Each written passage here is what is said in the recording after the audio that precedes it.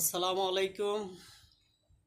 আমি স্বপন আবারও চলে আসলাম আপনাদের মাঝে একটা পিঠা শেয়ার করার জন্য। সবাই কেমন আছেন জানাবেন।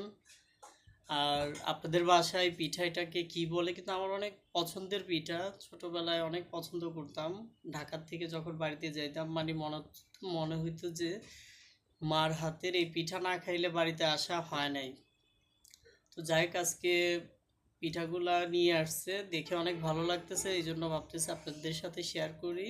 তো পিঠাটা কেমন হয়েছে জানাবেন, আর ডিজাইনগুলো কেমন হয়েছে জানাবেন। আর আপনাদের বাড়িতে বা দেশি ভাষায় পিঠাটারে কি বলে জানাবেন।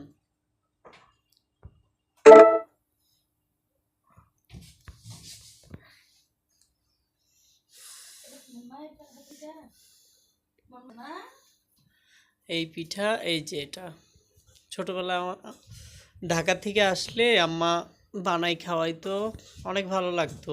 শীতের রাত্রে জেগে জেগে দেখতাম এগুলা হাতে কাজ করে।